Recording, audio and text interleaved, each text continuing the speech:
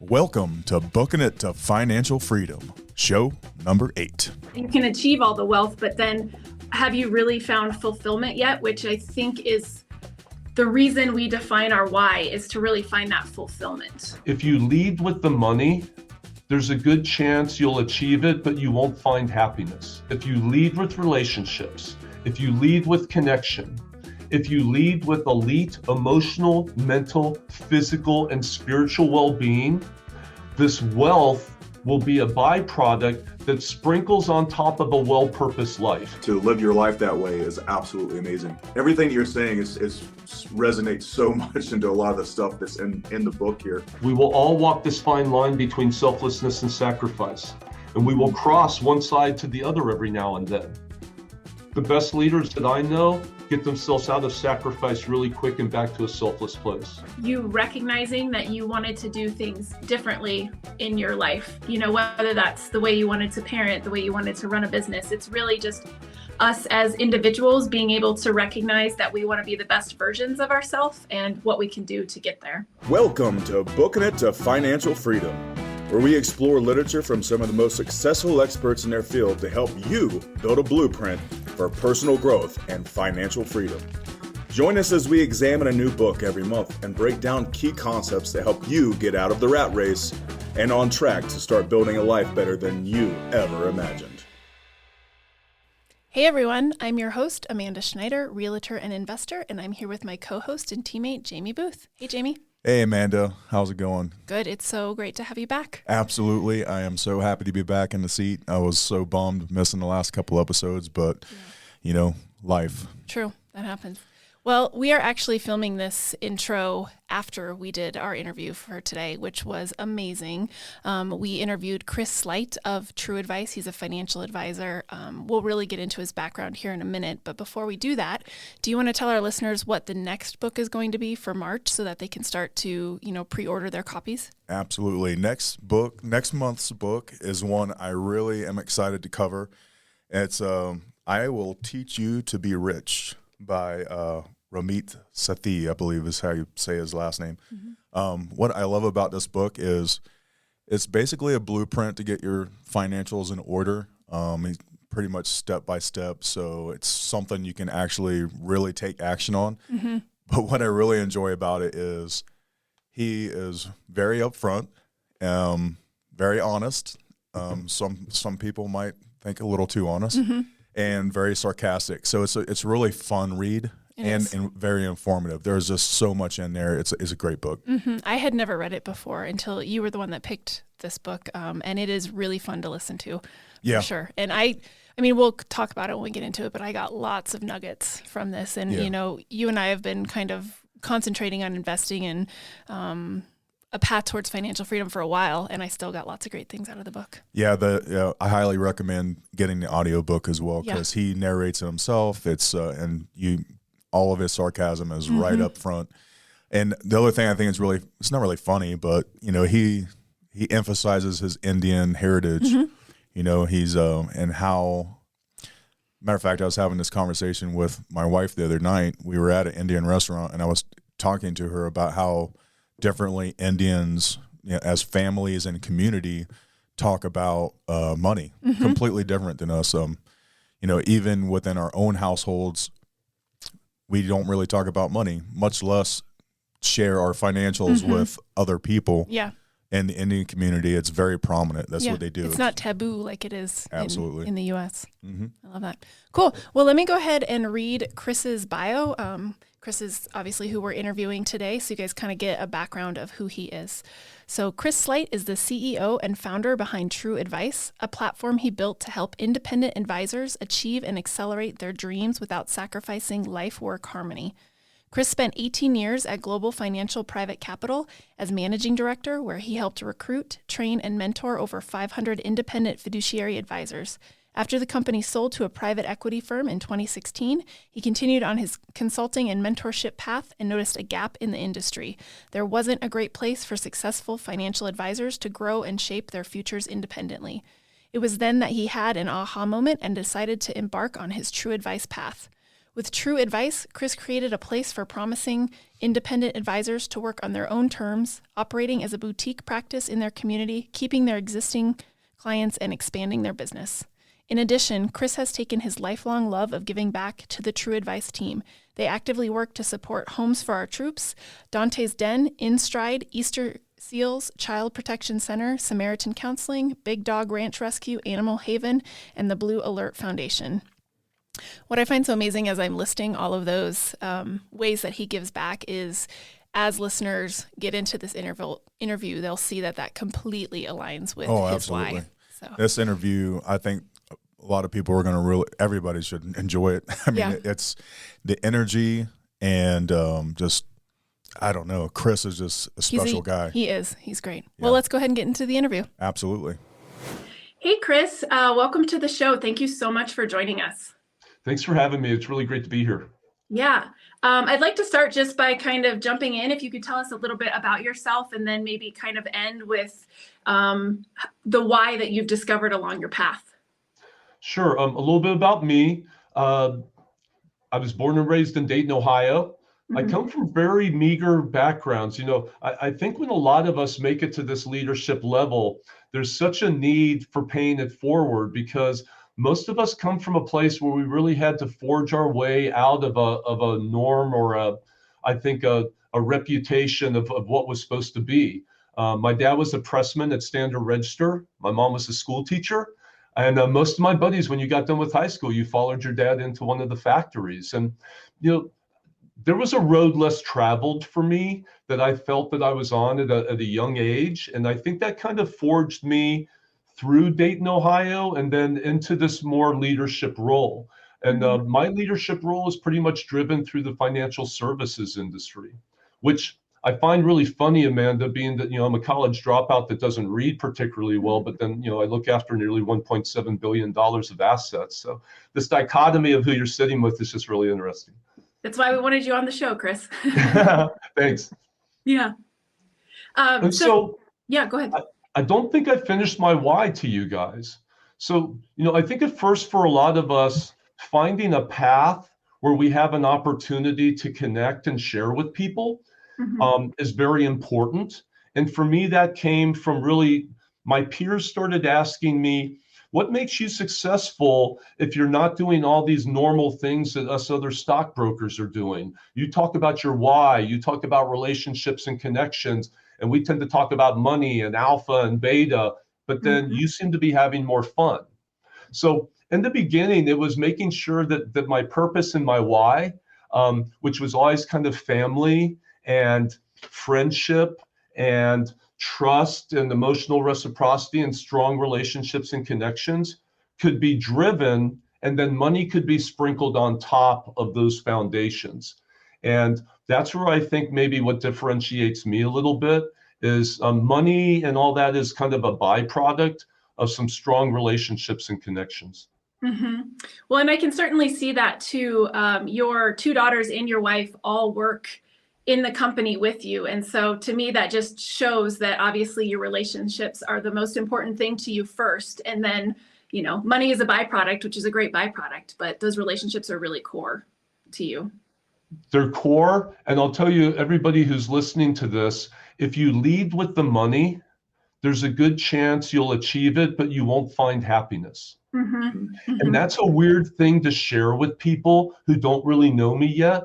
But what I would say is, if you lead with relationships, if you lead with connection, if you lead with elite emotional, mental, physical, and spiritual well-being, this wealth will be a byproduct that sprinkles on top of a well-purposed life. And I actually believe the more you drive your well-purposed life, the more wealth needs to find its way to you to keep up with all the things we do to give back, which is very opposite from a lot of people that you meet that really focus on driving the wealth first and then kind of trying to find the happiness afterwards. Maybe a lot of the people listening right now too know people that have an awful lot of money, but don't find them to be incredibly happy. Maybe it cost them a marriage, or it cost them relationships, or it cost them their health. So as we're achieving this financial independence and this why with our wealth, Let's make sure that we keep this well-oiled teeter-totter between wealth and well-purposed life, real balance for ourselves, so we don't lose ourselves along the way. Absolutely. And I think that's a key point that Simon makes in the book too, is that it gets really lonely at the top. So like you said, you can achieve all the wealth, but then have you really found fulfillment yet? Which I think is the reason we define our why, is to really find that fulfillment. So I think that's a great point. I think you nailed that one for sure, Amanda. Thanks. Can you tell us a little bit about TRUADVICE and what led you to starting that company and the need that you found for it? Yeah, I'd be glad to. And this is going to get a little trenchy with everybody. Hang in there with me, okay?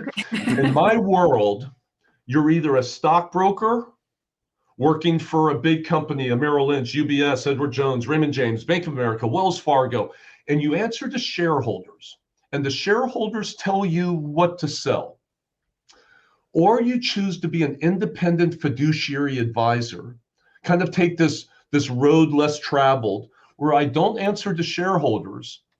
As a fiduciary, I actually have to do the very best thing for each of the families I serve, or I put my licenses in jeopardy. This is so important for everybody listening to understand. We all start off in the retail space.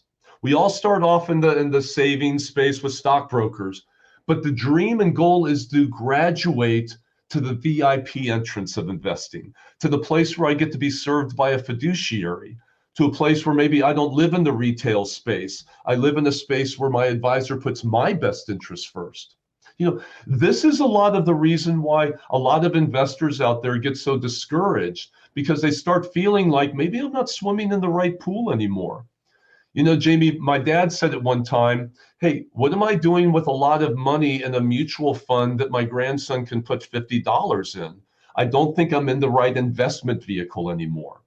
And there's a lot of truth to that. So in my world, I really wanted to bypass and skip the retail space where I'd have to answer to shareholders. And so TRUADVICE came to exist to be a back office group that could serve a select group of advisors who wanted to run autonomous, independent fiduciary practices in their communities, but without having to give in to the retail space. So TRUADVICE is nothing more than a registered investment advisor that does all the gritty back office billing, trading, reporting, financial planning, and operations support for a select group of independent advisors. We almost have it as a cooperative where each of us can have a couple $100 million, which is really nothing.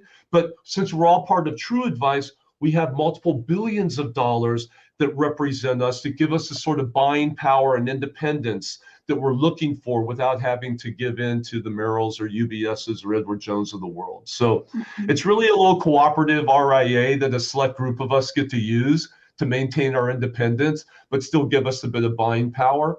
And a place where we have a community and a mastermind group where we can share and collaborate together. That's amazing. Yeah. I remember when I was first looking into, working with a financial advisor, I didn't even realize that there's some that aren't fiduciaries. How can someone control my money and not have my best interest in mind? That's mind blowing to me. I think it's very important. It really is. You know what though, you guys? Think of it this way. There's conveniences that are retail. Sure. Right? I can go to the grocery store, walk in any time of the day, and I can pay retail for anything. But because I'm a responsible consumer, there's times that I go to Sam's Club. There's times where I can buy in bulk, not just deal with the retail conveniences. And that's, Amanda, where I think a lot of families get to when they're investing, of saying, you know, my stockbroker guy, Jim, was a great place to start. But maybe now it's time that I have the ability to graduate to a fiduciary. Or maybe challenge Jim and say, gosh darn it, Jim, why don't you become a fiduciary like you are inside and get on over to this independent side, or where we're all waiting to be served by you. It's really interesting. Yeah, I think it's very important for people to understand the difference between a fiduciary and someone who's not acting as a fiduciary. I think it was Tony Robbins in one of his books, one of his financial books. You know, that's one of his main advice in the book is like, make sure you find a fiduciary as opposed to someone who's just managing your money. It's so true. The stockbroker and retail is a great place to start. I know when I was 20 years old, I could go in with $25 a month, Jamie, and they would take that. The fiduciary independent side is a side that's kind of waited for families to graduate from the retail space and just move over to this independent model. But I would tell you, the first question I'd ask any family that's out there interviewing a financial advisor is ask them right up front, hey man, are you a fiduciary? Can I expect that you'll put my best interest first all the time? Because I've got a couple friends over at the retail side and they can wear a fiduciary hat and they can also wear a stockbroker hat. I tease them a lot and say, hey, which hat you got on right now? You put my best interest first, or are you answering to shareholders? And families have a right to know. They have a right to know with their life savings, for sure. Absolutely. We were talking before we started recording, and I told you that you are really the reason that we're reading this book, because you are one of the mentors that my husband Lindsay works with, which is how we know each other. And you had recommended this book to him, which is why we're reading it, because it had such a profound impact on you and then Lindsay when he read it. And so we were just kind of talking about the process of really finding your why. Did you have your why defined before you started TRUADVICE? And is that kind of what helped you to design TRUADVICE the way you wanted? I did have an idea of why, but what I'd let everybody know is why and understanding your why, it's a lifetime journey. I wish it wouldn't sometimes, because it's kind of like, man, when do we get a break? We're always achieving and we're always pushing forward. We're always stepping off the ledge for what's next. But I will tell you, my why has evolved so much. My why started off, if you want to know the truth, of understanding why I felt such a connection to my family.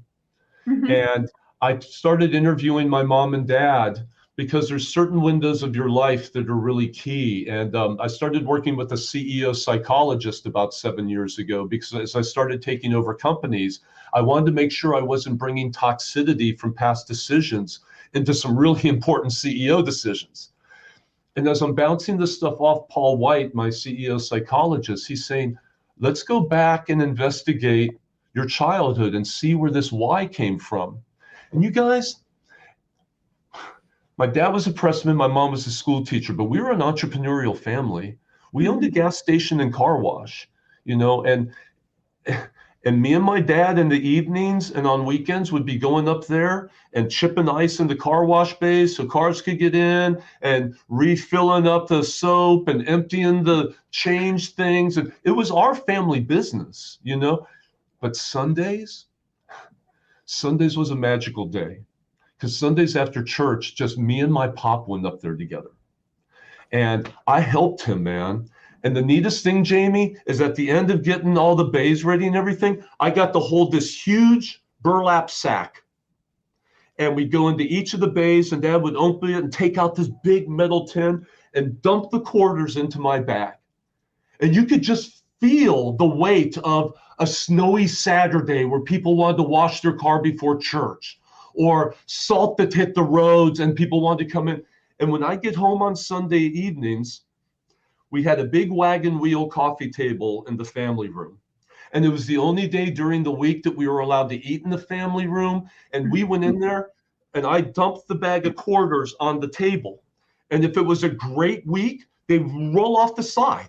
And you wouldn't get in trouble as a little kid for spilling quarters. There was an age. And then me and my little brother and my little sister and my mom and dad would sit around as a family. And I knew that 4 quarters made a stack and a row of 10 fit in this orange container. And my dad taught me how to drop them in the right way. And I taught my little brother. And at the end of the day, we'd have a meal in the family room on Sundays. We'd roll up quarters. And there was a feeling of joy as a family. And I'm telling you, sometimes I could be working with somebody with $50 million.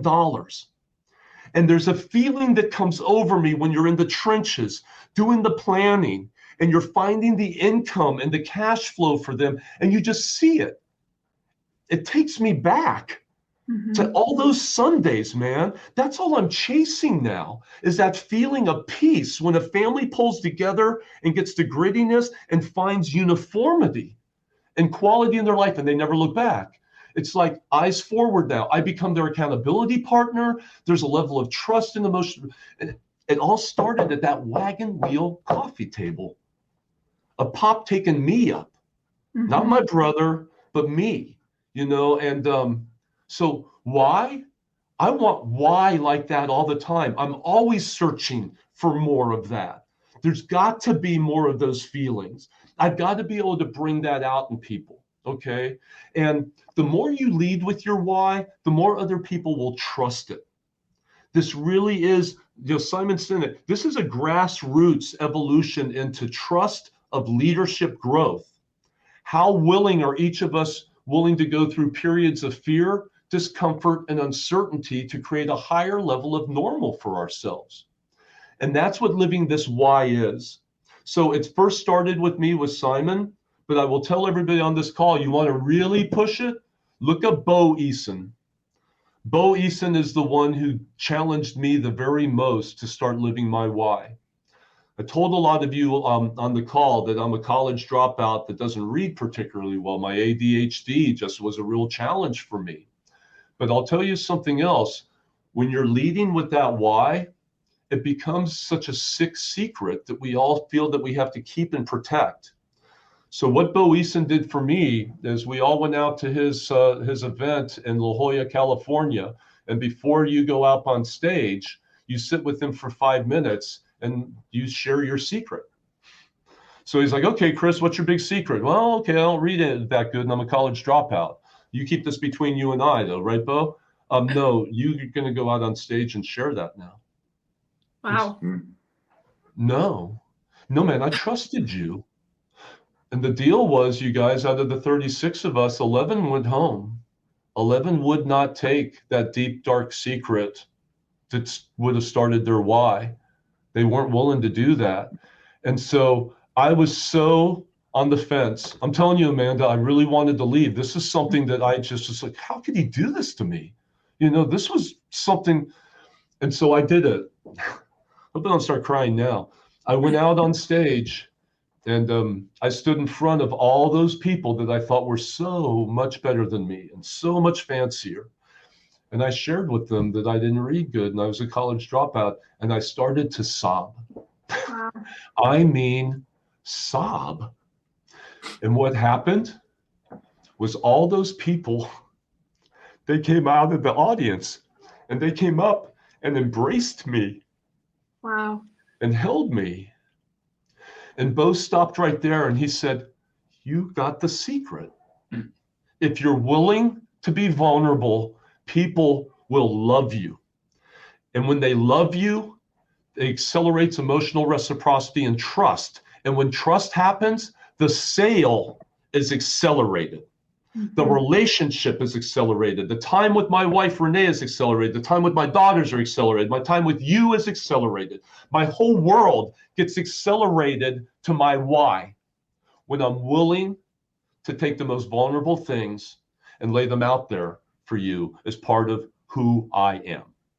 And it's not easy. And everybody listening, if you don't have the courage to do it your first time, it's okay. Maybe the second time, maybe the third time, or maybe you just have to find your safe place with one person to share your deep secret that will begin your healing process back to your why. So, and I will also tell you, Amanda, it's constantly evolving. It goes deeper than just the wagon coffee wheel now. It goes to why we have team lunches here every Friday afternoon. Why we bake goods, why they come to my house and we play cornhole and hang out. It's because if family is it, then my business is going to be a family. Then the 11 people who work with me are going to be a family. And I'm going to teach them to love each other and care for one another and rely on one another, because that's what makes us exceptional. We're a service company for 17 advisor groups. So when they call, we answer. A human being answers here, and then we can gather together to get an answer so quick for you, So you can call your family back and say, I just talked to my cooperative RIA, my advocates, I got the answer you were looking for. That's what makes us great. And I see and feel that. Okay, Jamie, when the hurricane wiped us out in November and we were shut down for 10 days, what I didn't know is one person here had power at their place. Everybody went to their house so we could serve our advisors. It wasn't, hey, no power, we don't have to work for a week. There was a burning desire to become exceptional for our advisors during the time when we were not able to act exceptional. And that is just through me living my why and allowing them to become great. Because I'll tell you, that's all why is, Amanda. It's being courageous enough to help other people be great. How do you communicate that to the advisors that work with you? I mean, I guess first your team, yourself, the 11 people that are on your team, do you encourage them to find their own internal why, or do they just kind of feed off of your contagious excitement? I would say it depends on the individual. There's a couple key team members that aren't at a place yet where they're courageous enough for why.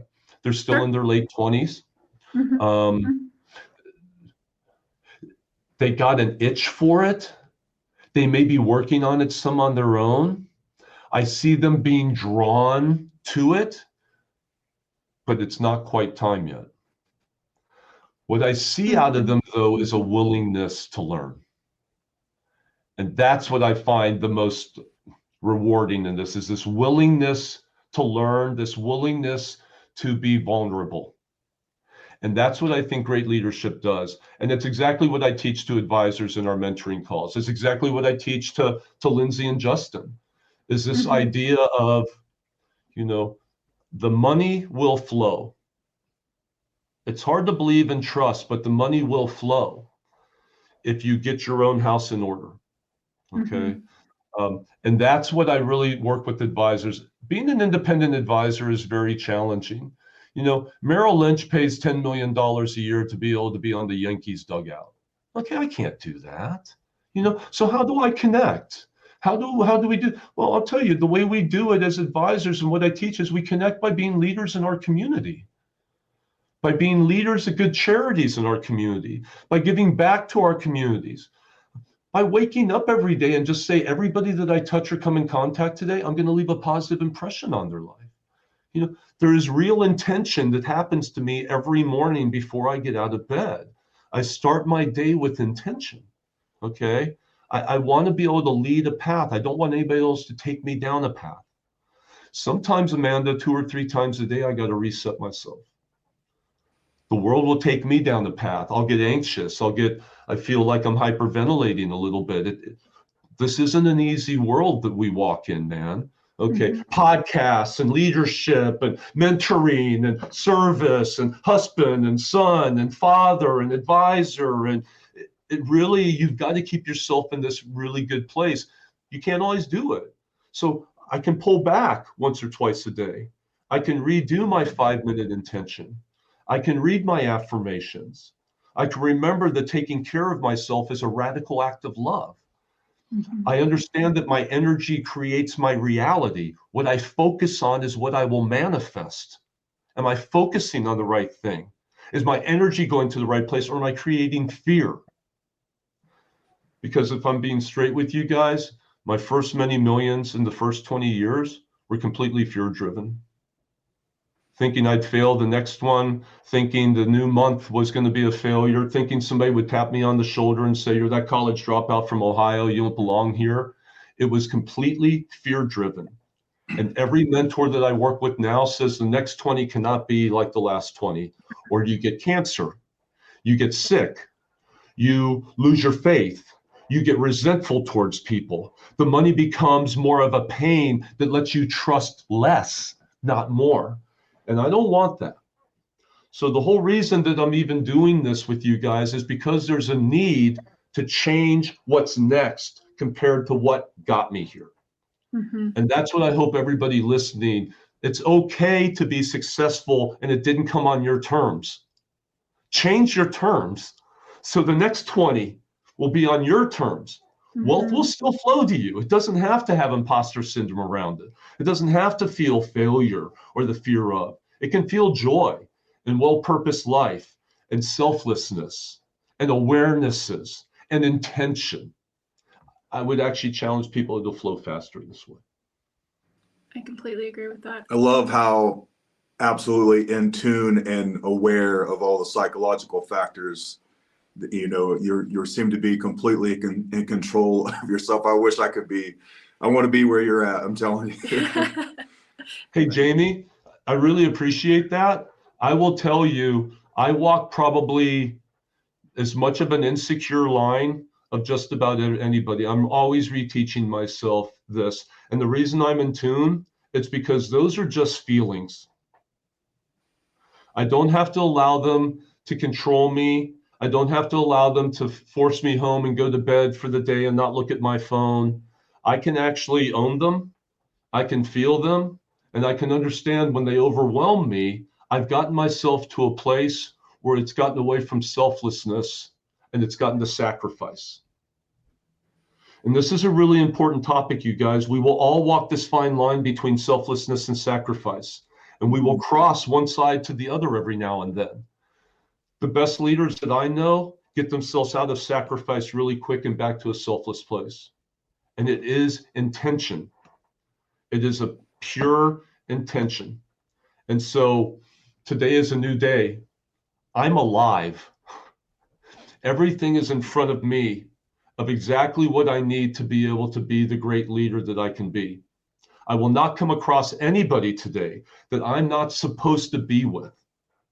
And shame on me if I'm in my own head worrying about my own stuff and I miss somebody, Jamie. I miss somebody at Starbucks. I miss somebody who's a teller at Walgreens. Somebody who I just picked up if I'd been in touch that needed a little something.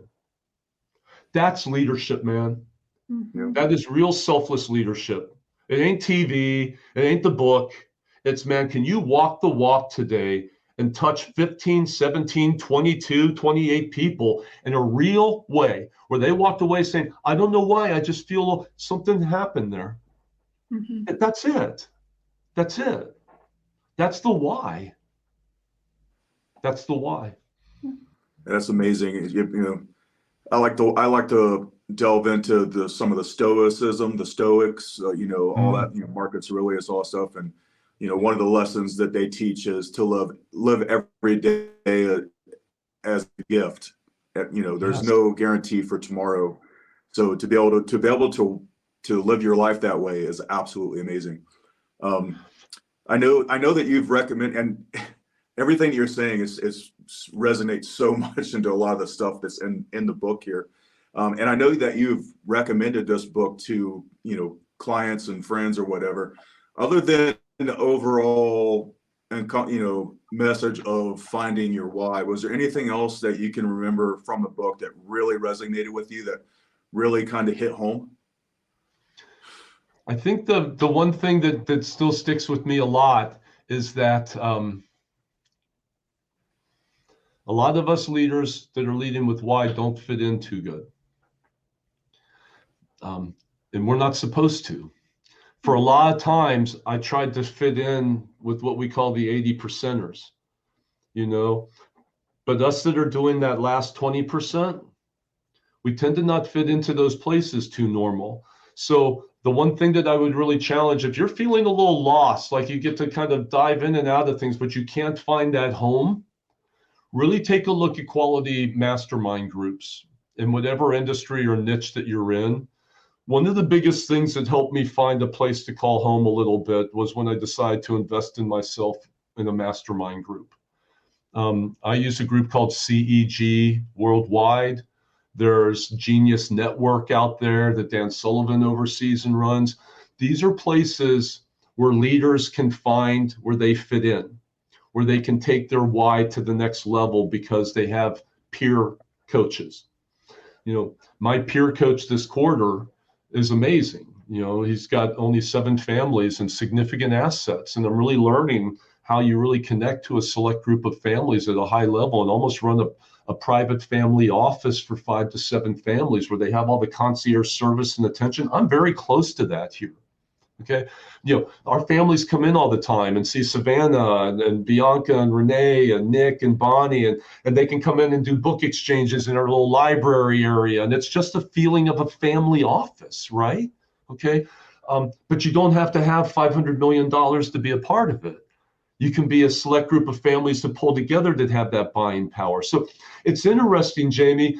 You're always yearning for what's next and almost feeling as an independent fiduciary that you're a man or woman on an island, wondering what's happening. And then you see the big conferences and all that stuff, and you're like, nah, that's not for me, but where is it? And that's where these mastermind groups have been great. That's why things like Lindsay and I are doing, okay? Mm-hmm. You've got to find people that you can share your why. And, Lindsay, our last call together, Lindsay was my coach. I shared stuff with Lindsay that I haven't shared with maybe 3 people in my whole life, okay? And I'm not joking, okay? This is a level of trust where I don't know what happened that day, but it was my turn to be vulnerable, not to be the problem solver. And it was beautiful. It was a beautiful shift. And you know what? Lindsay didn't laugh at me. He didn't make fun of me. As a matter of fact, he sent like really loving, caring texts that followed up. And then he had a really heartfelt, thoughtful text of direction that he's going in. It opened things up for us. But what if I wasn't courageous enough to do that? Or what if I thought, I'm not letting him know this about me because it's going to change the way he thinks? That's the magical part of this. Where can you keep going to where it allows a level of fire and connection, but it's real? I mean, you can't just turn around and say to somebody, my parents left me when I was 3 and I lived in an orphanage. You've got to, let me tell you what happened being raised as an independent and how I had to learn to trust again. Okay. I'll give you one example of this, okay? About 4 months ago, Matthew McConaughey put out a big book. He wrote an autobiography on himself. And he was doing interviews, and he was on the front page of the Wall Street Journal on a Saturday. It's called the WSJ. He was on the front page of their magazine. And I thought to myself, okay, here we go. I don't read really good, but I dig this guy a lot. Let me see what's going on. The first paragraph says, when I was 5 years old, my mother and I were having a bad experience along the Colorado River. She threw me in the river and said, you'll find your way out or you're not the survivor I thought you were. He said, you need to know that about me. I've kept that secret from you my whole life, but it's the reason I am who I am today. And I thought you all should know. Now, there was 40 million people that read that. Mm-hmm. He's been keeping that secret his whole life. And somebody said, dude, you want to connect with people in the millions? Share your deepest, darkest secret. He didn't want us to know that that's the way his mom was. He didn't want us to know any of those things. He probably worked hard for decades for that being nobody's business. It's what he led with. Mm-hmm. And I was all bought in. I was 100% bought into him. I bought the audio book. I listened to it backwards and forth because he gave me the emotional reciprocity that I could trust him. Mm-hmm. He went from big movie star to a little boy who came from a pretty dysfunctional family and had to learn how to trust all over again. But that's where he grabbed my heart. So I challenge everybody listening, what can you do that's real that you can allow somebody to grab your heart, to give them the courageousness to trust? Because all I want you to do is feel enough courageousness to trust back to me. Have I done that? Have I left enough heart out here that you could say, I'll give you a little, man, but it's really uncomfortable for me. It's beautiful. That pinging is beautiful. Do you have advice on how to be more vulnerable? Because I don't think that's a natural human emotion to just want to be vulnerable. Some of us are oversharers. That's probably me, but some of us hold things very close to our heart. So do you have advice of how people can start to maybe open up a bit more? For me, it was therapy. I had to learn I had to learn how to do it without being a bully. I tended in the past, Amanda, if I was sharing something with you, it had a very specific reason, a very specific outcome. It was usually around a business move or a relationship connection move, but it wasn't. So I would really encourage people, if you have a significant other and you guys have that place together, ask permission to begin to share something that you carry. If it's not a safe place and you have the resources, try to connect with a therapist. I would tell you, it took almost 5 years before I started sharing a couple of the kind of childhood stuffy with Paul White. I thought this was all about leadership and being a great leader and making great billion-dollar decisions. It really doesn't. You know, the other thing, Amanda, is there's an awful lot of leaders that can't go to this place. Mm-hmm. I've started to accept that too. Not everybody has the ability to be vulnerable, but everybody has the ability to practice vulnerability at any level. And that's the difference. Yeah, I love what you say there because you know, I have a military background, and you know, we all have our problems in our careers and stuff, and I've had years of therapy, and I do find, you know, what you said, it just resonates with me, that being able to open up and share gets easier over time, and I find it fairly easy to share some of my or with other people, and I'm at to the point now where a lot of the problem with military veterans who suffer from PTSD or whatever, they don't know how to share. They don't know how to open up and to talk to people, and they probably haven't been seeking the therapy that they need.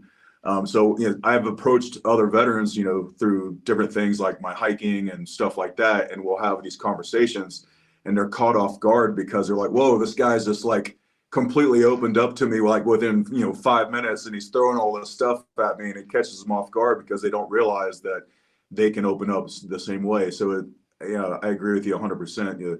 Seeing a therapist and being able to open up makes it easier down the road. Congratulations on that one, Jamie. The best leaders just want to be better men and women in all aspects of their life. They don't want to be less. They don't want to keep things more secret. They really want to evolve into that sort of aspect of leadership. Mm-hmm. So Jamie actually founded a nonprofit called Invictus, where they are really encouraging people that struggle with PTSD or suicidal thoughts to join them on hikes here in the mountains. And I think that's a wonderful way for people who maybe are too afraid to approach a counselor, or maybe don't have the resources, like you said, to just surround themselves in a safe space. So finding organizations like that is vital. Mm-hmm. So, yeah. 100% agree. The other thing, you guys, is when I became a father, and it really started bringing out some of the past issues. So like when I was a kid, my dad did the best he could, but if you screwed up, you got put in the basement for a few days. Mm-hmm. Okay. There was just like, go to the basement. Okay. And now Dad and I joke, he forgot that he put me down there a lot. So you'd be down there 2-3 days, and because Papa was working second shift and then doing the car wash and gas station. Next thing you realize, my mom said, man, Chris has been in the basement since Monday, and we laugh about it some now, but at the time, what do you think my first response was for our oldest daughter, Bianca, when she screwed up? Yeah. Put her away. Yeah. And I just thought, oh my gosh. Okay. And so really, Jamie, what I really found was when I started doing the exact same things that I had to work out some feelings on, I knew right then that I had to make some shifts and changes. I needed to find a specialist that could help. If I don't stick her in the basement for 2 days, what do I do instead? How do we even communicate to not get to the point where it even has to start there? I mean, these were brand new taught traits, brand new, that I had to go. And I ended up doing a nurturing fathering course, a 6-week program. And actually, I didn't know it at the time. I was in with some other inmates and stuff that were trying to figure out how to get relationships back. in this course, but what it taught me was really how to start communicating to Bianca how proud I was to be her dad, how many better decisions she made as the next generation than I did with mine, how my dad did some things out of not knowing that I wanted to be better at. And just those little bit of conversations, and then look what happens, Amanda, 30 years later, your kids are comfortable coming back in your family business. Mm-hmm. Hey, Bianca, our kids are very successful. She was a director at Valentino, this fancy designer, did runway shows all over the world. Bianca, Savannah was in pre-med for dermatology. They came back home because of those shifts I made. Who comes back home and wants to be around somebody who sticks them in the basement? Yeah. Mm-hmm. Or do you want to come back home because the family and the home is a safe place where you can regroup before you go back out there again? Yeah. These are life shifts that if you're courageous enough, the resources are there today. There isn't any place that nobody, I mean, it's not like my parents' time where they didn't have the internet and they didn't find a book in time or anything. I mean, you can Google, I want to be a better dad right now, and you'll get the amazing resources. I want to be more open. I want to share. I want better intention every day. And these amazing things will pop up, okay? I just think doing this little bit of talk triggers things in each of us to allow us to take our little path and accelerate it a little bit. And maybe, just maybe, all three of us today will be great noticers the rest of the day. And between the three of us, we may touch 40 people. Think about it. There could be 1,000 people listening to this that can go out and touch 2 people. I mean, we're now making, this is the quiet difference that real leaders are making. And it's beautiful. It is beautiful. And I think it all comes down to you recognizing that you wanted to do things differently in your life, you know, whether that's the way you wanted to parent, the way you wanted to run a business. It's really just us as individuals being able to recognize that we want to be the best versions of ourselves and what we can do to get there.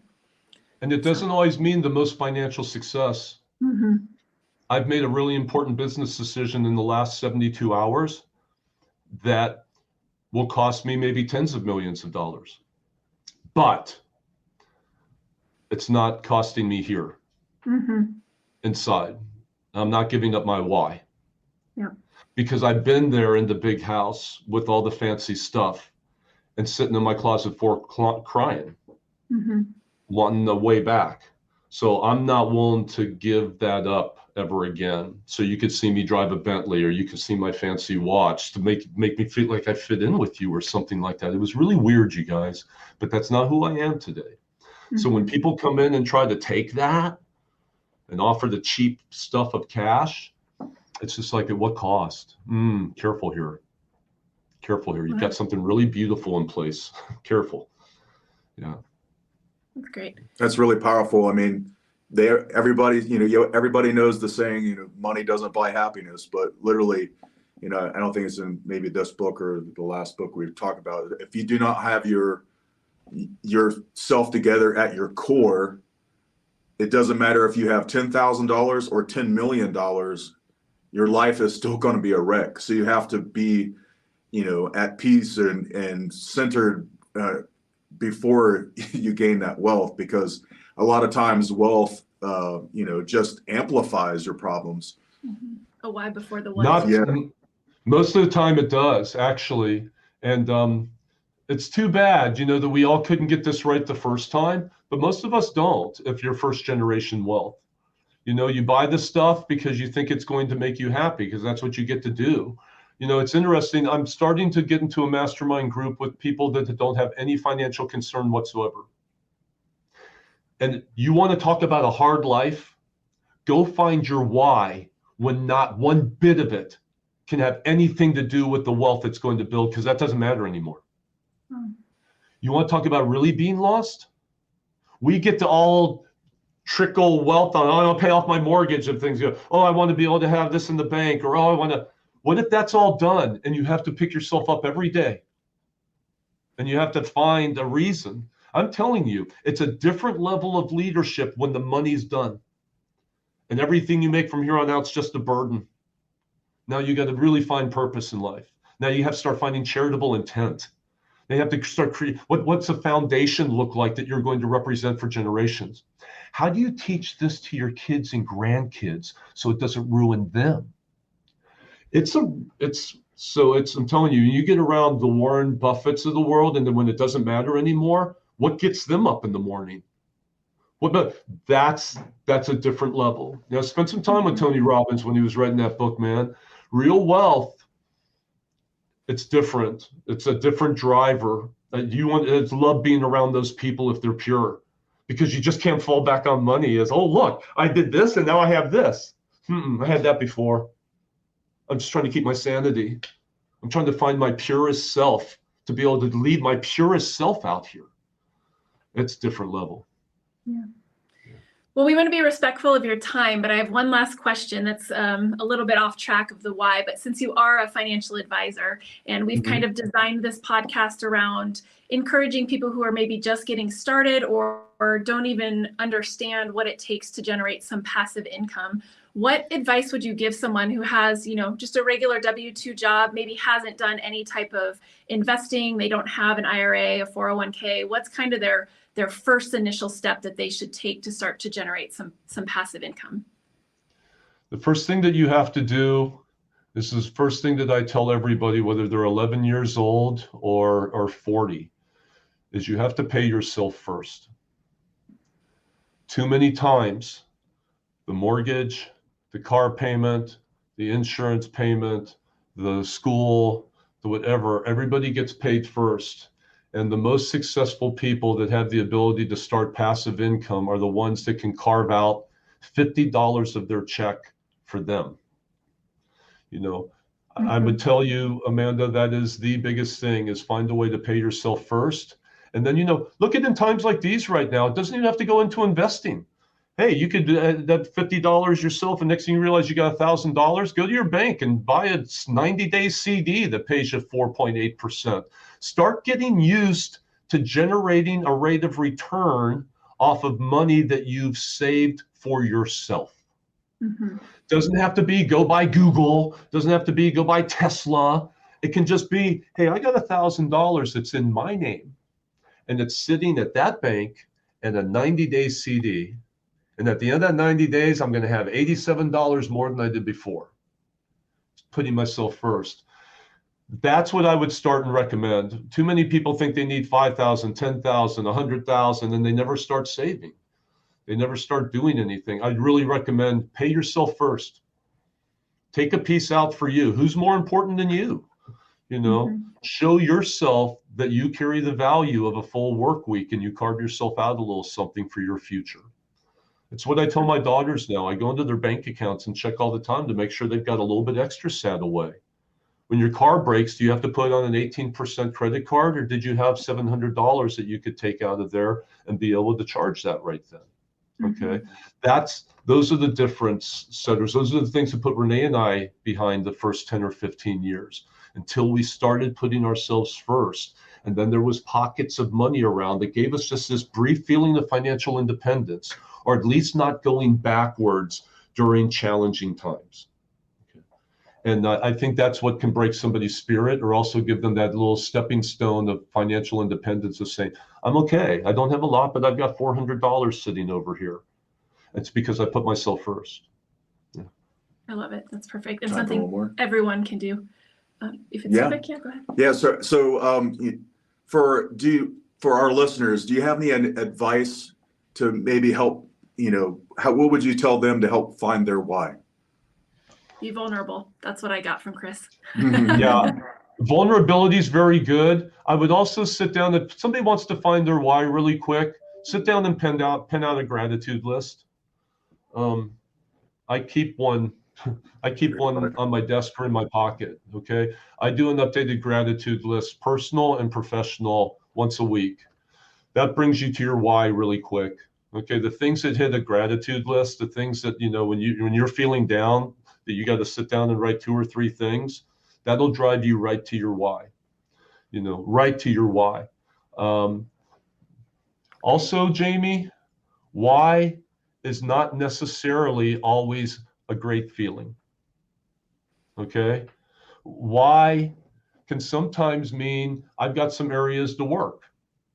Sometimes my why can be a little bit beat up and fragile if I haven't done a lot of the good work up to that point. And I share that with you because some people will identify their why and find that it's not quite up to snuff. It's family, but gosh, my daughter is having addiction issues and my wife and I haven't really connected on a deep level in a while, but somehow I feel family's my why.